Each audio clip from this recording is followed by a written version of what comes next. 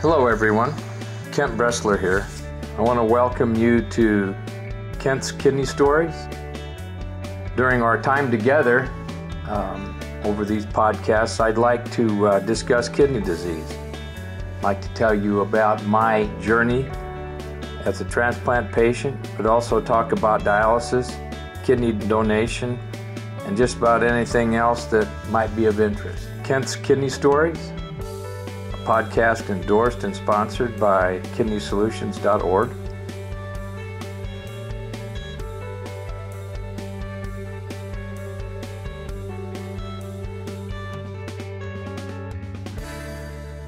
Hello, everyone. This is Kent Bressler, and I'm ready to podcast. If you're on a walk, good luck. If it's raining where you are, that's great because it's not here. Do me a big favor and extend a shout out to Karen. My friend Karen out in Pennsylvania. Her grandson got transplanted like about a week and a half ago. He's had some difficulties, but everything's going to work out real well. And also, I wanted you to, in prayers, pray for Brian. Brian has had some trouble with his abdomen. He's on dialysis, and it's troubling for me. He's a good friend, and I really don't want. I want the best for him. So, just pray for Brian. Thank you. Okay, here's what we're going to do. Like Jake from State Farm said, here's the deal. We're going to start with a prayer. So, fold your hands and bow your head. Lord our God, give us your spirit. We beseech you that we may find your paths on earth and live in the hope and certainty that everything is in your hands. Even when we see much that is unjust and evil, may we remain under your protection, living by your commandments and in your spirit, in your Holy Spirit. For your Holy Spirit witnesses to the truth and longs to change and lift up our lives. The Holy Spirit longs to reach all people who have felt your touch. It longs that may come to you and have life. We ask this in your name, dear Lord, blessed Savior. Amen. So, right now, I've got a really good guest on, and it's one of our podcasts where we do kidney anniversaries with AAKP. And we know that AAKP has been around a long time. And some of us out here in this transplant world have been around a long time with our transplants. And the gal I've got on with me today, Laura Ellsworth, I'll let her tell you her story. This is what it's about. It's not about me. It's about Laura. So welcome, Laura. Thank you. So I don't want to take any of your thunder here, but you've been transplanted for a long time. Can you kind of give us an idea how long and kind of give us a little background story on you? Sure. So on October 19th, just coming up in a couple short weeks, I'll celebrate 21 years with my kidney transplant. And I received a kidney from my dad, and I was 23 years old at the time. So we can do the math. I don't want to do the math. Yeah.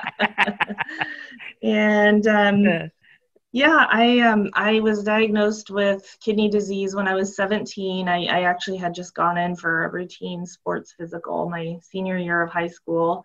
And in the process of doing that physical, they found that my kidney function was only at 33%. Of course, it took months and months for all the tests to come back. By the time I even actually got the diagnosis, I had already graduated high school. And I remember the doctor telling us, my mom and I and my dad, you have 33% kidney function. And we thought, like out of like 50%, like we didn't really understand what that meant. They were like, no, like out of 100%. Okay. Or better. Yeah. Yeah. And at the time, I really didn't have any symptoms as far as I could tell. They really just only found it because they found protein in my urine. And I remember the doctor immediately said, your kidneys are, failing in what we call a chronic way. And that means they're just slowly failing over time. We don't know how long it's going to take, but eventually you're going to need a kidney transplant or dialysis to stay alive. But it could take anywhere from 2 to 20 years. And I was like, great, I'll see you in 20 years. When you're 17, you can't even comprehend what 20 years is like. No. So, yeah. But it ended up taking 6 years. Probably about 5 years after that phone call is when I started to feel, pretty sick. I was really just in denial for those first several years. It was there, it was on my mind, but I just didn't think it was going to happen. I felt fine. I just went about my life. I was going to college and working. I met my husband, or who would become my husband, and just kind of doing what I was doing. And but I did start to feel like tired all the time. I started losing weight, losing my appetite. I felt nauseous. Like I would wake up in the morning and feel nauseous. Like while I was taking a shower, I would feel really sick, and just wake up during the night feeling sick, and just sleeping, 16, 18 hours a day, not feeling rested. And then I started having like this weird taste in my mouth all the time, like ammonia. Yep. Yep. And so at some point, I think I was going in getting like routine blood tests, every 6 months, and I would do like a 24-hour urine test, and they would just say, okay, well, we'll see in 6 months. There hasn't really been a change. But then all of a sudden, when I did one of those, there was a big change, and my kidney function had dropped off tremendously. So when the day that I was told, about needing, about the kidney failure, my dad immediately said, you can have one of my kidneys. Yeah, great. And I was like, oh, okay, thanks, Dad. And but once, I started getting sick, they started initiating the testing process. And it turned out that, in fact, my dad was the person who could donate. Everybody else got ruled out for one reason or another. And so he did end up being my donor. He was 50 years old at the time, which we thought was so old. But now I do not think 50 is old at all. But, me neither. He was in good health, and, very good health. And so, honestly, in every way, I have been what could just objectively be considered a best case scenario. I did have a rejection episode, like immediately after the transplant, an acute rejection. And they just, they found it even before I even had any symptoms other than a slightly elevated creatinine from where it had been like a week before, which I didn't even, they were on top of it. And so I took a prednisone pulse and got rid of it. And I have been stable and in excellent health really ever since. I didn't really have terrible reactions to the meds. The reactions that I had were more like cosmetic things, which thankfully I think I was old enough to keep in perspective, and it didn't really get me down. And prednisone was probably the hardest drug, and I was fortunate to be able to go off of that after a year. So I graduated college. I work full time.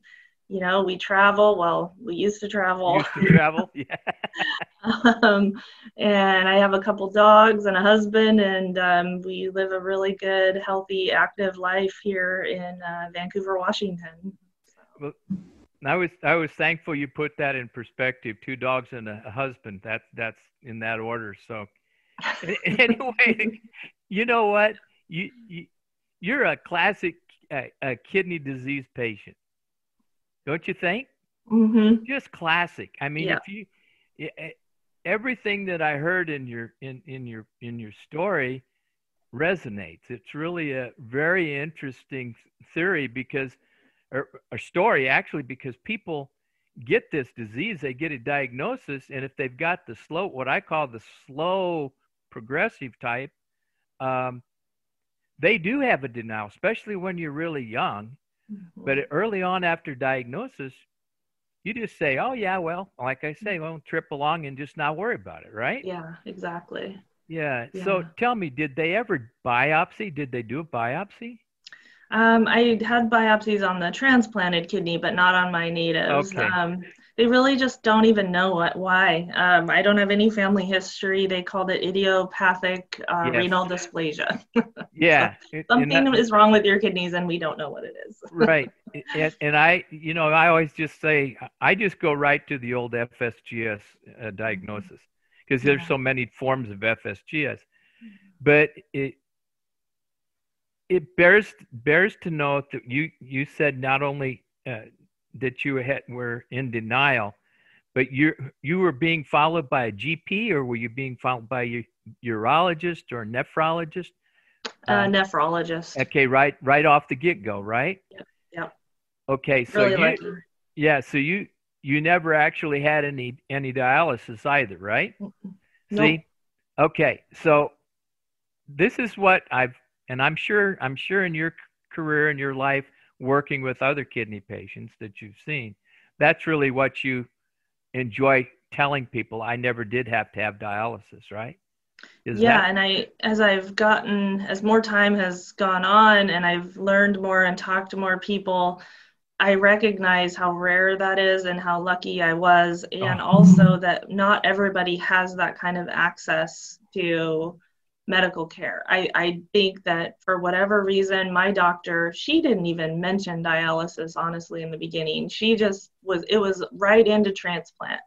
And I feel like that is in large part due to the fact that I was middle class, white, I was poor, a person of color in an area, and didn't have good health insurance.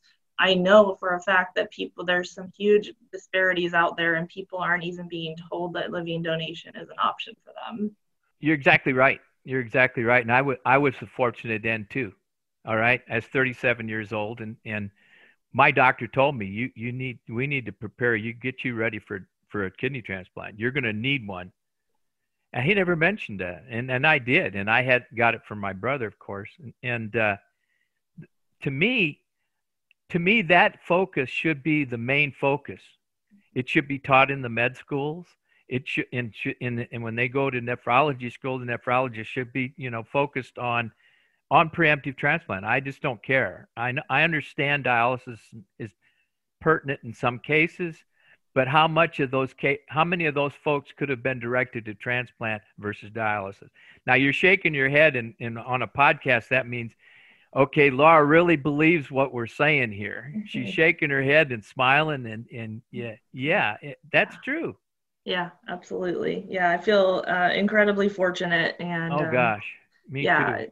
It's it's driven me.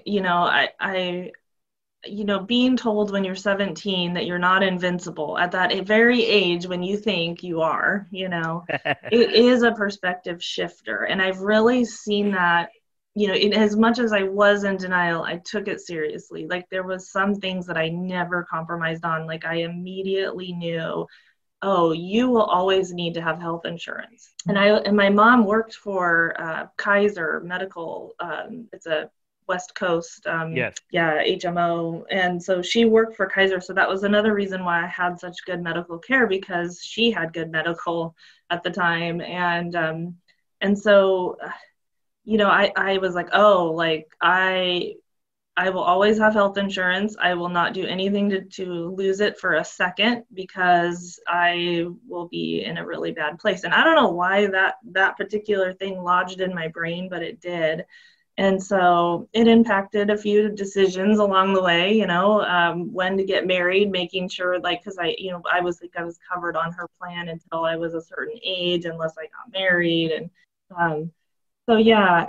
And it's funny with all the COVID stuff that's come up, you can see the difference in people who've never had to come to terms with the fact that they don't have control over their health in some ways. You know, like I know I'm reliant on this organ from another person to be alive right now. And that perspective, you know, it settles in you and it impacts your worldview. And so, you know, I can tell the people who've never had to come to terms with that, because they can't even really, their brains can't wrap around the idea of like the lifestyle changes that are having to occur because of this virus and the potential consequences of it for them. Right. And I don't blame them, because I was there. I mean, I was there for 4 years when I was in my denial period.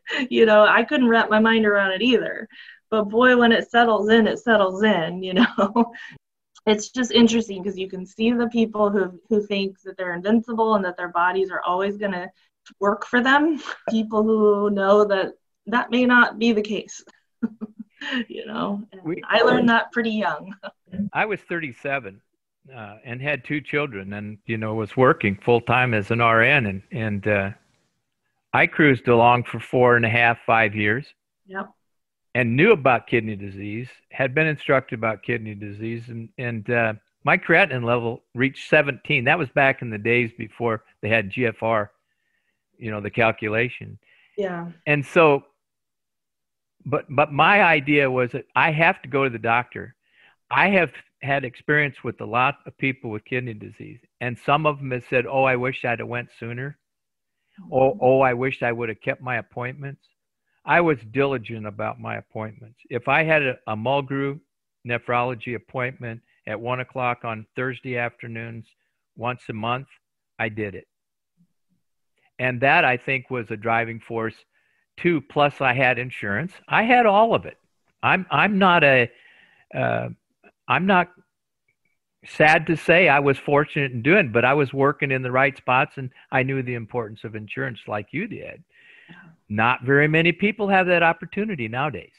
Yeah. Well, and, you know, I can understand the temptation to want to just like not face it or rebel, for lack of a better word. But yeah, I'm a by the book patient myself. When you look, yeah, and that's good. And some people aren't. But then there's always this idea that out there, if you're if you have a disease, quote, disease, like kidney disease or any chronic disease, you're not normal. Mm-hmm. And you really don't, this is a personal deal, but I didn't want people to know I had that. I didn't want them to know that I was inadequate or, you know, and that's a very important part of it. You think to yourself, at my age, I can't do this. I'm a career. I'm on the 10th step of a 12-step ladder, and I want to get to 12, right? But, you know, I don't know if I can do that with a chronic disease, not because of me, but because of what other people will think. Mm-hmm. So all that plays into it. It's not just the doctor tells you you have this and you say, oh, yeah, so what are we going to do? Mm-hmm. It takes a while to realize. Go ahead. Yeah, I was really lucky in that regard. So one of the things that ended up happening because of my age, when this all went down, I was going to college, and it kicked off my career. So a friend of mine had donated money to the National Kidney Foundation in my name.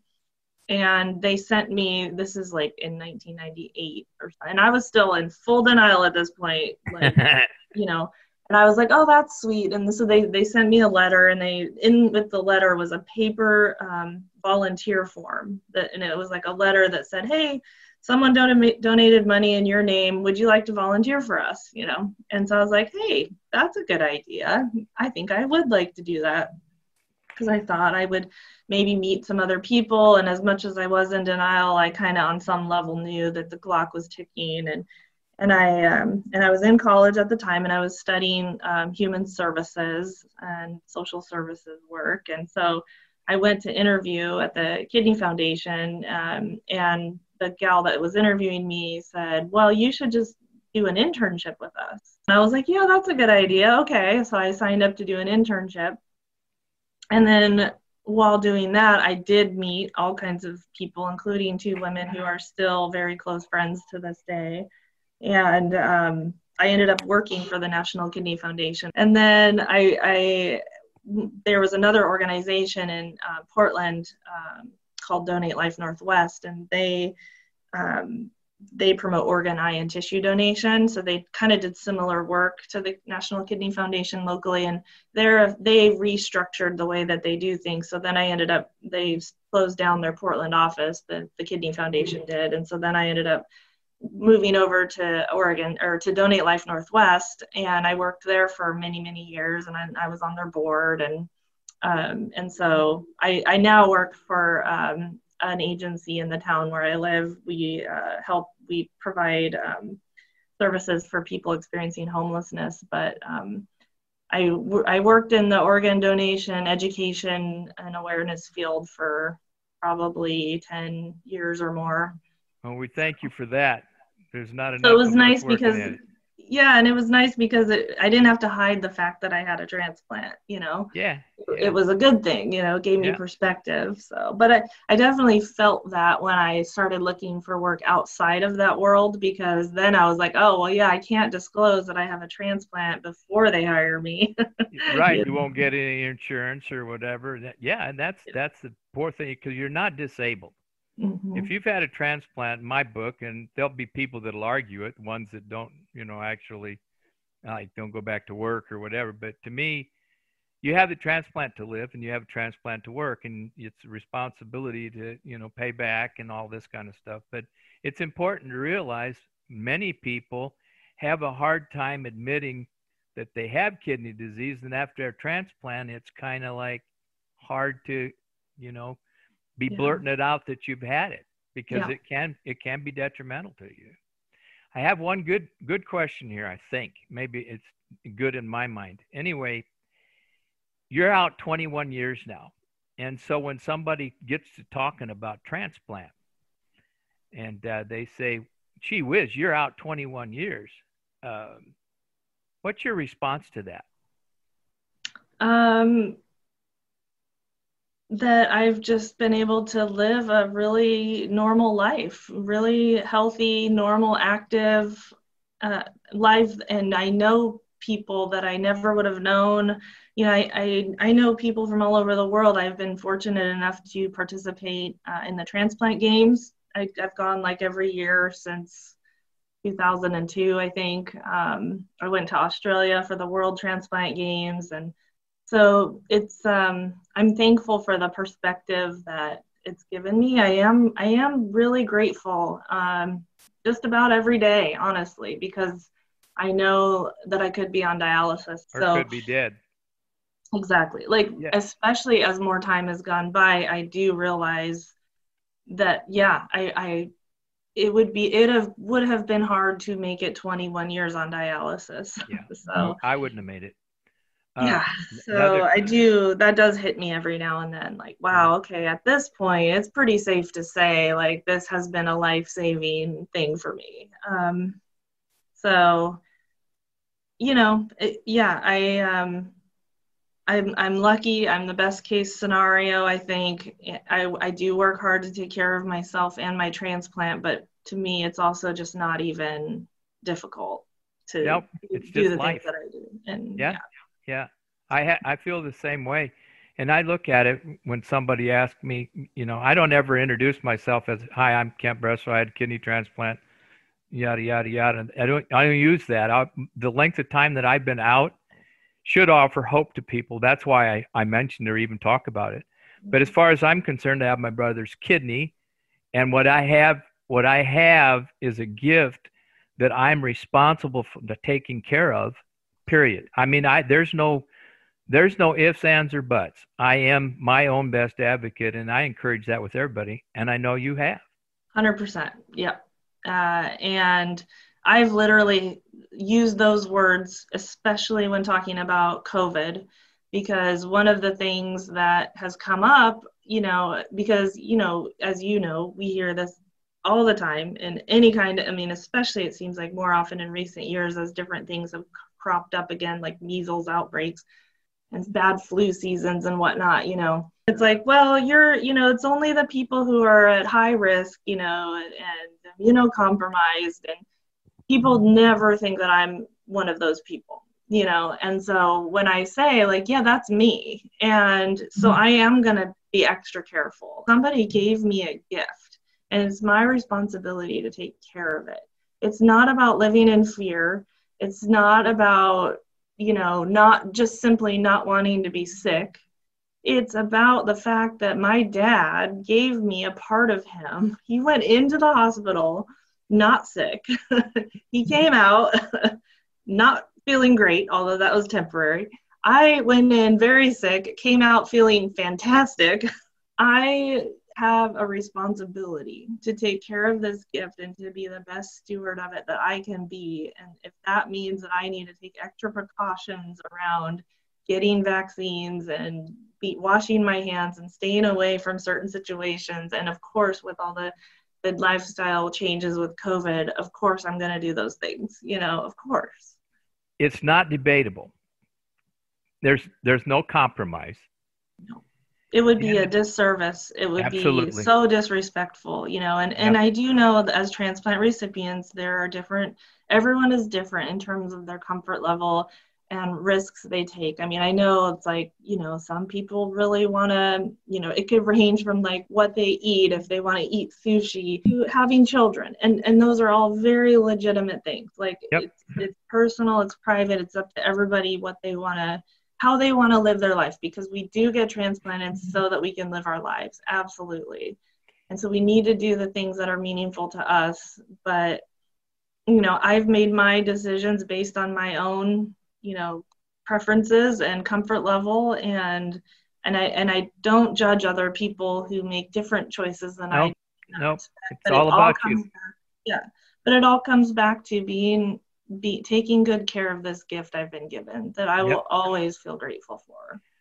Well, I don't see, I mean, the whole thread here is the fact that you were given a gift, and bar none, it's the best gift I've ever been given. And that's why a lot of people, they name their kidney and they say, well, you know, it's my kidney. It's not my kidney. It's my brother's kidney. Yeah. And that's the way I feel about it. How you want to feel about it, okay. But it's still his. Yeah. Not that he can have it back, but it's still something that he gave up. And he made that choice right away. I mean, there was no questions asked. And that in itself is what makes this whole process livable. And that's why you have it. Yeah, absolutely. So tell me, I'm kind of like really into AAKP and NKF and advocating, but mostly I'm into mentoring. I like mentoring others. Tell me what led you to become an ambassador with AAKP. Yeah, same thing, you know, advocacy, back when, you know, we could do the travel, I did, I was able to go to Washington, D.C. and participate in one of their advocacy days up there, which was really great. I haven't been able to do it recently just due to career changes and not having vacation time, but you know, I think I dove head first into mentorship. You know, in the years immediately after my transplant, I used to go to the hospital and sit with people, you know, while they were recovering and just kind of like really talk things through with folks, you know, in the first several months when sort of the medication regimen is the worst and the side effects are the worst, and just have those personal connections. And I think it really helped me cope with what I had been through too, because it for me, it kind of made sense. Like if I can pass this on, if I can help others, then I feel like what I went through just makes a little more sense. Because, you know, yes, I'm so grateful. And yes, it's been wonderful. And yes, I wish my own kidneys worked. Yeah. I wish I didn't have to go through it, but I did. Exactly. I mean, it was dramatic. Yeah, really. Really. Yeah. It's definitely dramatic. So yeah. So I definitely have participated in a lot of that stuff over the years, and yeah, you know, lifelong friend, people that I've been friends with for the last 20 plus years because of it. And yeah, for me, that's what I needed to do to like make sense of things, I think. Yeah, I think it's just part of you. There's a feeling of, here I get to survive. So I want as many people to be able to take the same path I did.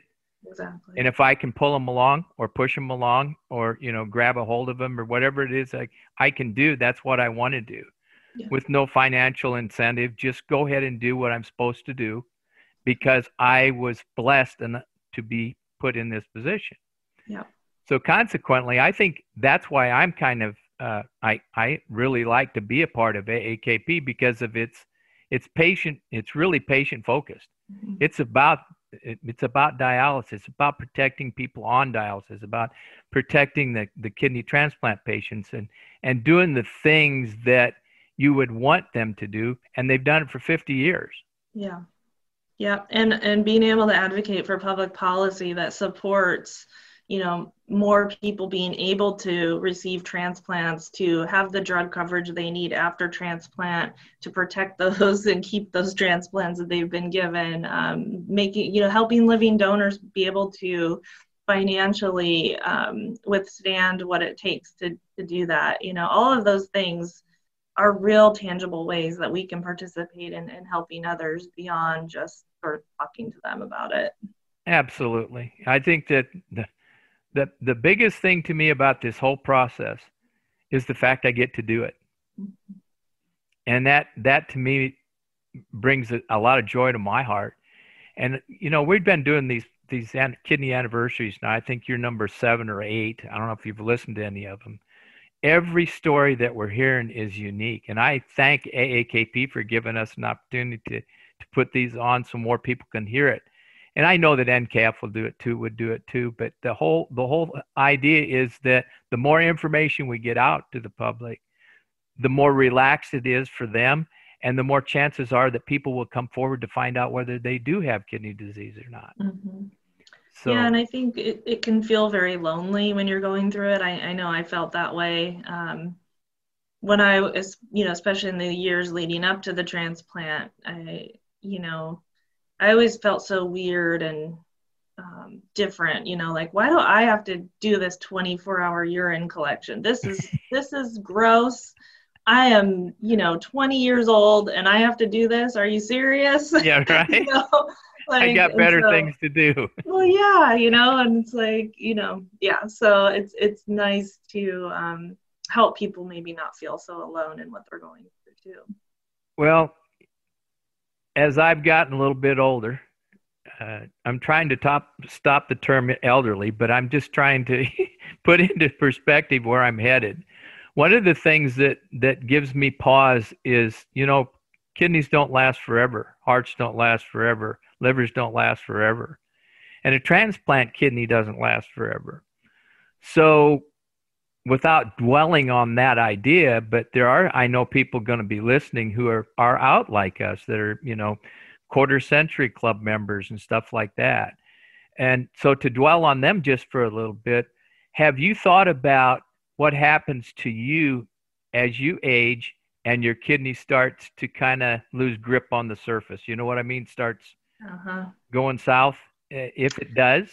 Yeah, absolutely. So it's funny. I was just talking with another friend of mine who is also about 20 years out. And we were talking about how, like, the first few years, it's like the more time that goes by, you start to relax because things are stable and you're not going to have a rejection, and so you kind of feel better about it. But then there hit this turning point where you're like, probably around the 10-year mark, where I was like, oh, now I've had this for 10 years. They only last like 20 years. I'm like, oh no, I wanted to last forever. And for sure. I think about it a lot. In fact, I'd say that's probably the focus of every doctor check-in that I have now. Mm-hmm. Thankfully, my particular labs have been like so steady and so, like, they're just ridiculously stable and the same every 6 months. But I am bracing myself for that. And I will say that it weighs on me.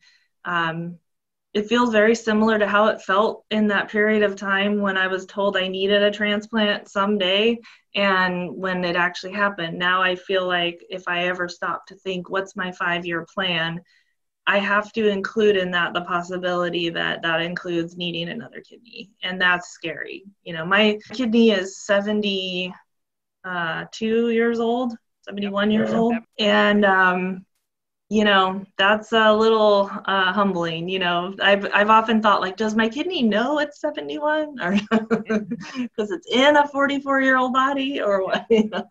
Mine is 68. I've done a lot of research on and I also worked in end of life issues, you know, in hospice and stuff like that. So I always had my thought process on what, as I got a little bit older, and now I've reached my 7th decade.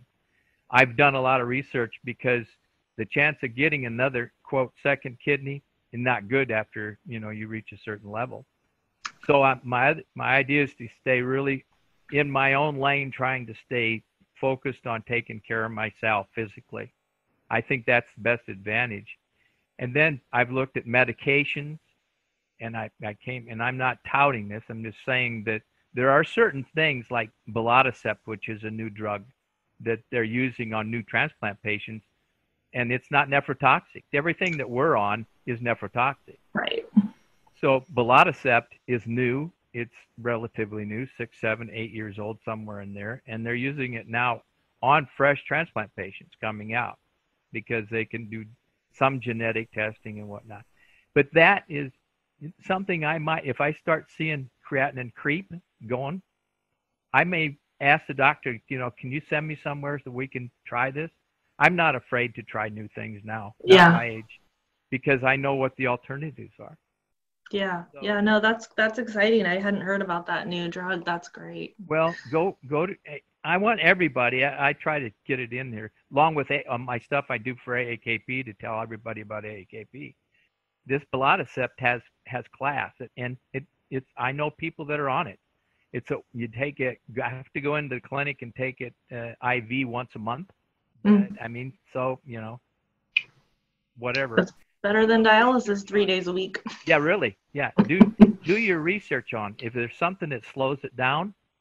Kidney process, I want to be part of it.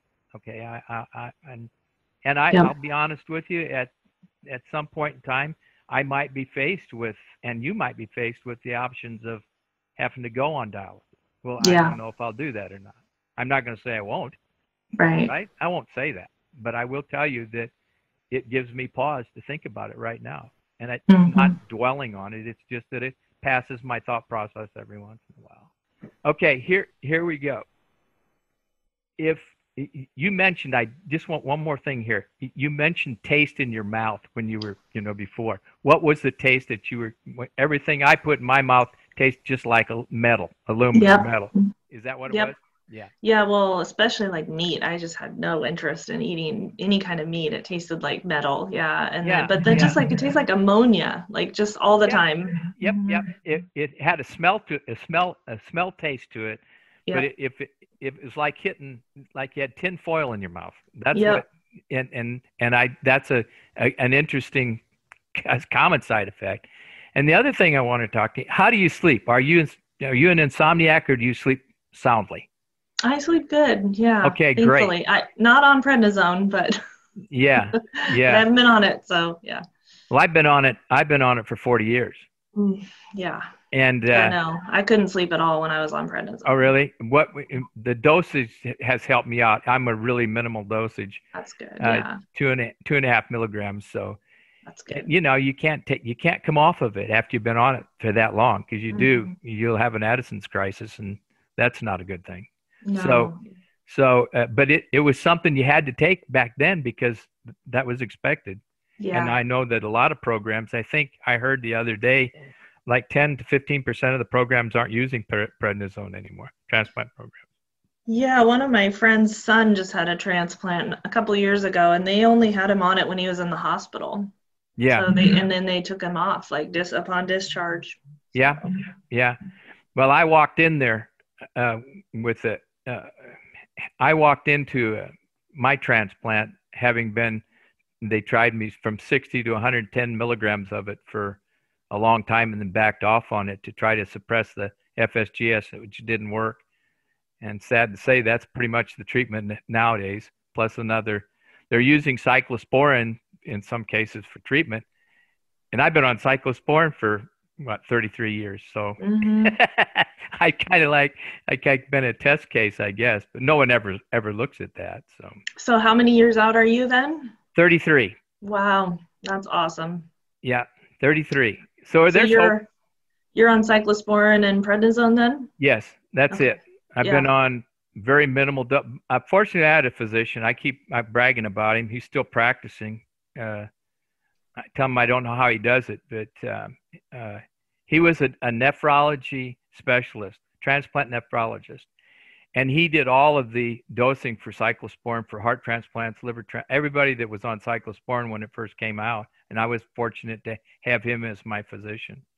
Wow. And I didn't have another physician, never have had a PCP. It's always been a nephrologist, which they don't like to do anymore. Quote, they want to, get you over so they don't have to deal with the daily mundane things. But anyway, I think this whole process is going to change.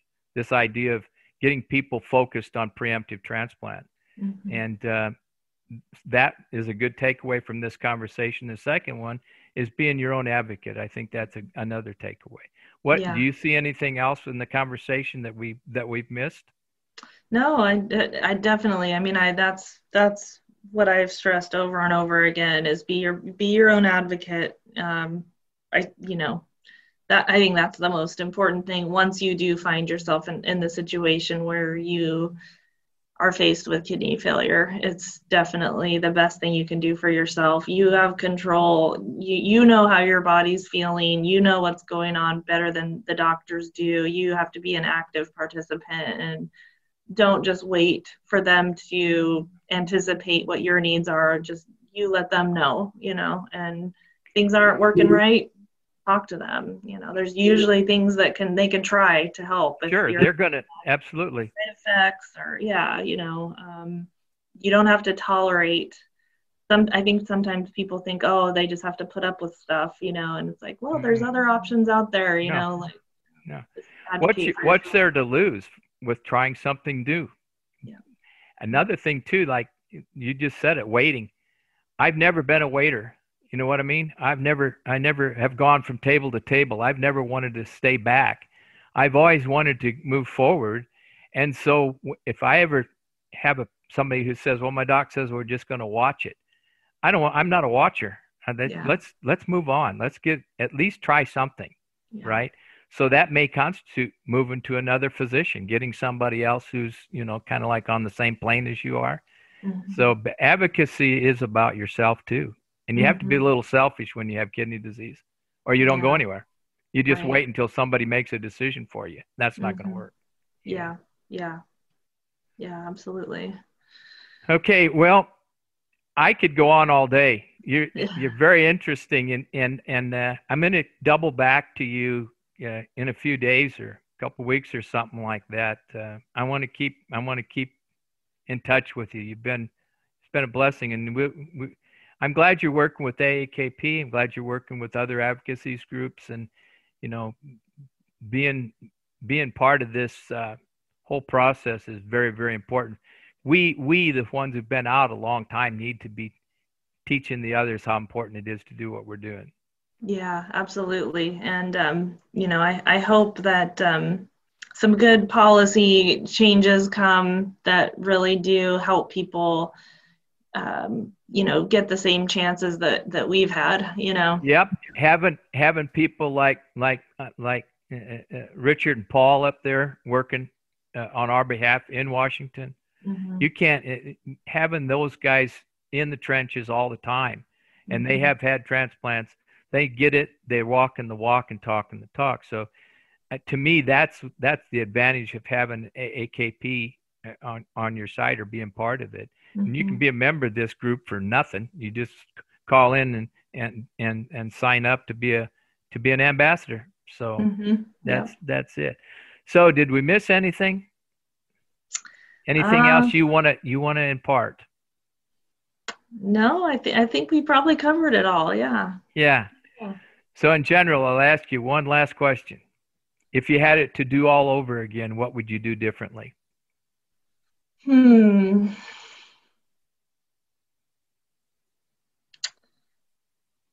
I don't know. I mean, I think, yeah, You I'm did pretty what you happy had to with do. it. Yeah. Yeah, I'm pretty Yeah. happy with how things have turned out. Yeah. You know, we figured out a way to travel in a way that's safe for me. And I guess I've never felt um, uh, victimized. I think that's not the right word, but I've never felt sorry for myself that I can't do certain things because of this. Right. Because I'm so grateful to be as healthy as I am and do what I have been able to do. So I'm happy with our life experiences, you know, and yeah, I'm not like going on a backpacking trip across, you know, Honduras, you know, Right. but Exactly. I'll go to Costa Rica and take proper vaccines beforehand and stay at places that may be a little bit more touristy, for lack of a better word, but I'm okay with that, you know. Travel is going to be different. We have to readjust that. But the question to you is well founded. It's good to feel that you did the right thing. Mm-hmm. You didn't Yeah, really no. have any options. You had Yeah, 3 options, right? yeah. And you chose the right one for Yeah, I you. don't feel like I've missed out on anything in No, life because of my transplant. I no. really don't. In fact, it's given me so much more in the people that I've met and experiences like the transplant games.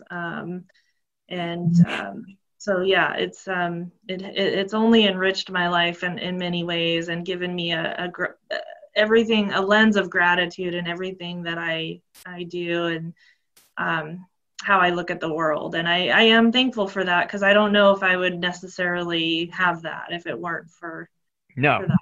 You no. know? Okay, I'm going to tell you, it's been great having you on, and this story is going to resonate with a lot of people. And just watch for some emails. We'll tell you how it's going to work out. Okay, that sounds great. So, everybody out there, I just wanted to leave this with you. Whenever you happen to listen to this, I want you to know if it's during this current COVID situation, I want you to stay diligent. This is not over yet. You have to protect yourself. You have to make sure that whatever you're doing thinking about yourself and others. Let's not spread this, and let's sure not get it. I want you to make sure that you're taking care of yourself. Continue your regimen of taking your meds, seeing the doctor. Just do everything you need to do, and things will work out for you. And in the interim, when you think about where you're at in life, be happy. Say your prayers, and best of all, keep breathing.